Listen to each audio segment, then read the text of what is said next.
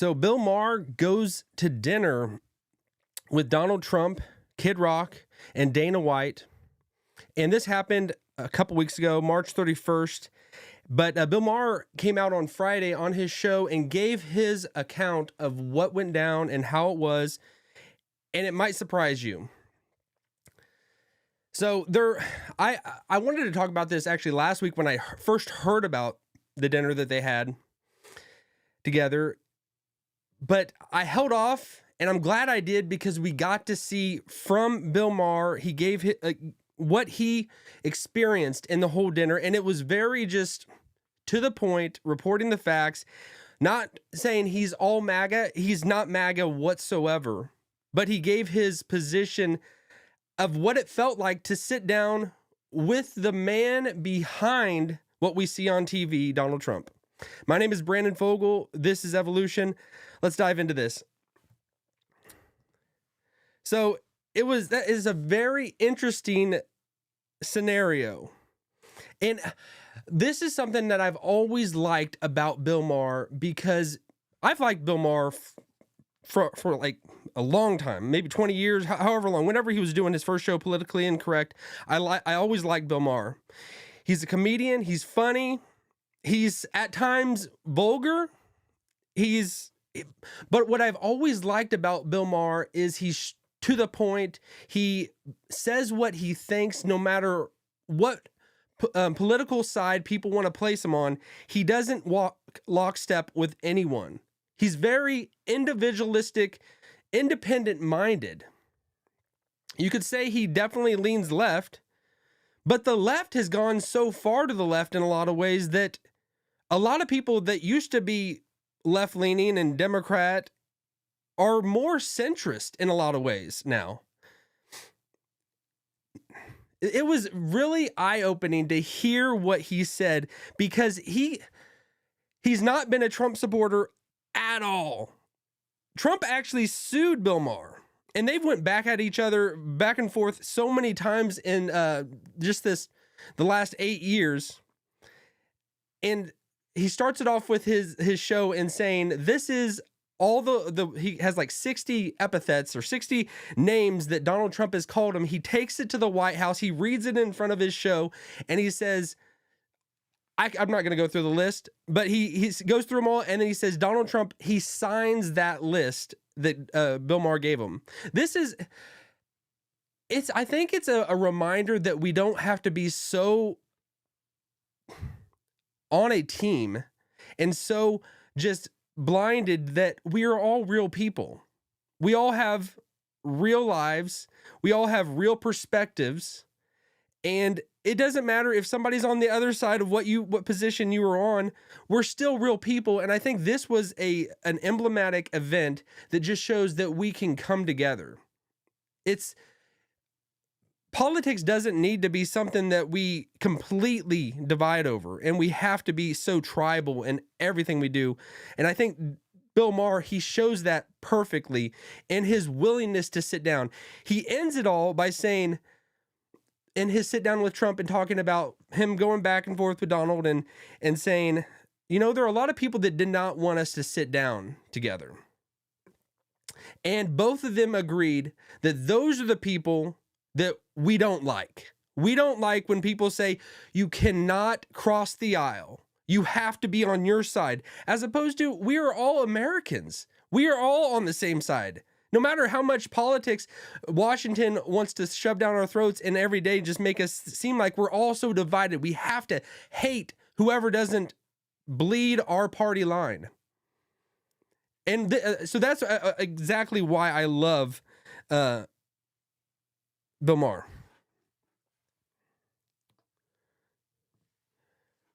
This is Bill talking about when they're walking through. So Kid Rock asks Bill, he says, did any of the other presidents ever offer for you to come to the White House, give you this opportunity just to come there? The Clintons, Obama, did they ever offer this to you? And they did not. They never did, and he makes it clear. He says, I would not have felt as comfortable as I did with talking to Donald Trump as I would have had I been talking to Barack Obama and Hillary Clinton and all the Clintons, all the Clintons, because I think he saw behind the what people see on TV when Donald Trump, he just seems like he definitely gives an aura and an impression of who he is. And so they're walking through the White House and he's just not pulling anything. He's just giving it all to the president and just saying what he thinks. He doesn't hold anything back. He doesn't feel like he needs to hold anything back. It's like sitting down with somebody, sitting down, having a beer with somebody.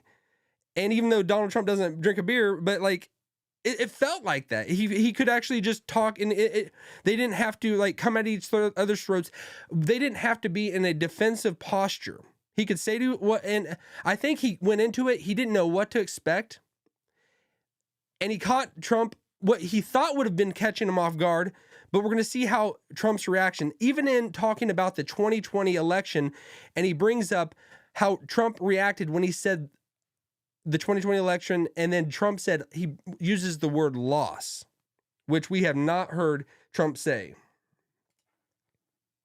But it must have been something with the 2020 election, because I know he used the word lost, and I distinctly remember saying, wow, I never thought I'd hear you say that. He didn't get mad. He's much more self-aware than he lets on in public. Look, I get it. It doesn't matter who he is at a private dinner with a comedian. It matters who he is on the world stage. I'm just taking as a positive that this person exists, because everything I've ever not liked about him was, I swear to God, absent, at least on this night with this guy. Bob, Kid Rock, told me the night before, he said, if you want to get a word in edgewise, you're going to have to cut him off. He'll just go on. Not at all. I've had so many conversations with prominent people who are much less connected, people who don't look you in the eye, people who don't really listen because they just want to get to their next thing, people whose response to things you say just doesn't track, like, what? None of that with him. And he mostly steered the conversation to, what do you think about this? I know, your mind is blown, so's mine. All right, so there's a lot there, but he is just straightforward and honest.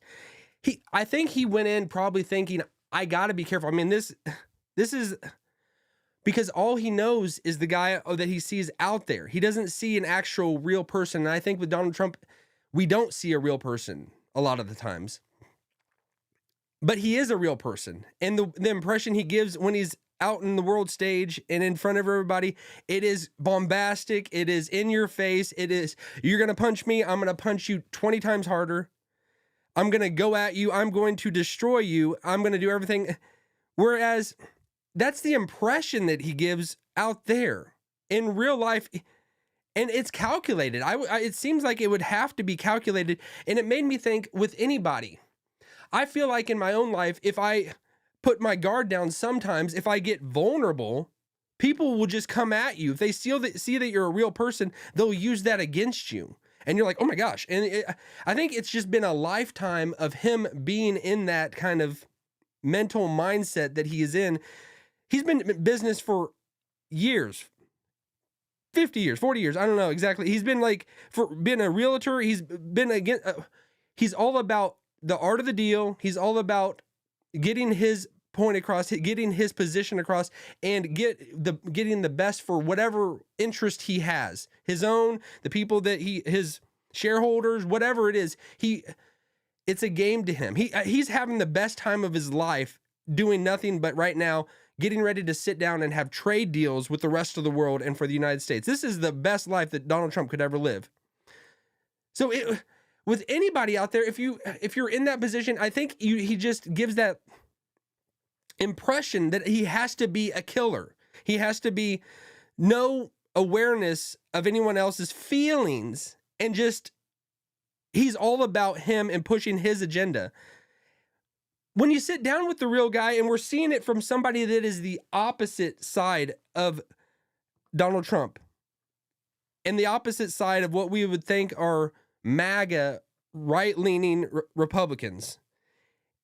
And he came away just a little bit, I would say, shocked. He came away shocked and just That was not what I was expecting. And I think he understands that the myth behind the man is that it's just a myth. He doesn't know why Trump acts the way he does when he's in front of cameras, when he is going against the rest of the world, when he's going against people who are coming at him with all these agendas and all these things that are going to trip him up. I think he's just developed some crazy thick skin that is hard for him when he's in that kind of venue of the real life theater of the cameras on him all the time. He doesn't know how to react, but to be somebody that just punches, but to be somebody that just attacks. He doesn't ever let his guard down. And I think that's all the impression that we ever see about him. We don't see that there's an actual person there. And he says, Bill Maher says, I went down into the mine of MAGA. And the guy who is running the show, who is in the White House, is not a crazy guy. Is not a crazy guy that I thought was there. But it's still a guy who portrays himself as a crazy guy out on the world stage. And he doesn't understand why he does that. Bill Maher says, you're scaring people. Some of the things that you're doing, you're scaring people. Do you really want your citizens to be scared? And with all realness and vulnerability, Bill Maher says, I don't remember what he said, but Donald Trump did not say, I'm going to stop doing that.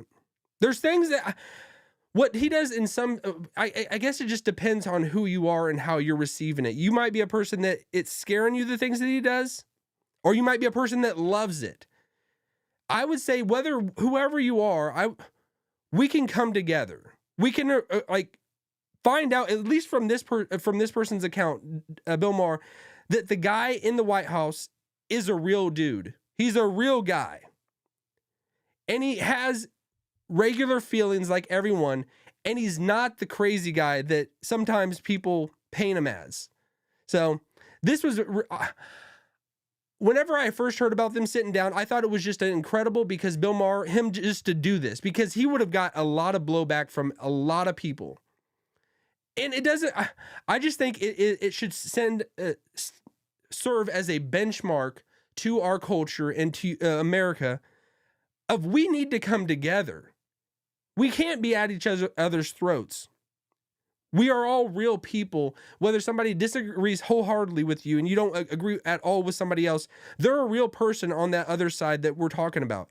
We can talk through issues, and we don't need to just be in a posture that is completely, I'm going to kill you if you come at me. We don't need to be in a defensive mode every time, all the time, 100 times a day. That's all we live is just defensiveness. That if somebody says something that goes against my political side, let's pull down those stupid sides. Let's come to the realization that ideas matter. Ideas matter, and it doesn't matter if your side has the good idea or the other side. Ideas matter. I mean, that I always feel like that. The why we have red versus blue. The founders, I've heard things that they were not all into that, and why we set up this whole structure. I think it's silly because all it does is within our regular lives, it puts us against each other, as opposed to just let's come at it with independent thought, ideas, let the best ideas win. Bill Maher is a picturesque, perfect example of this. You might not like him.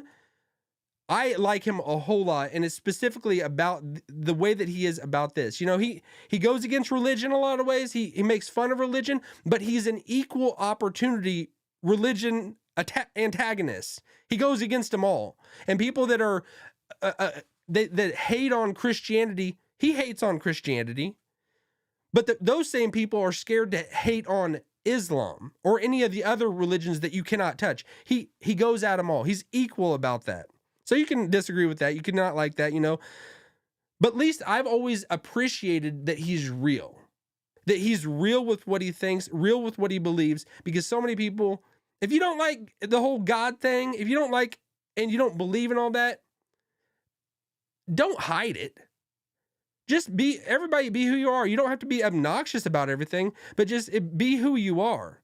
And I appreciate that so much more than somebody that just conceals it and hides it and doesn't let it overflow into what they really think and believe.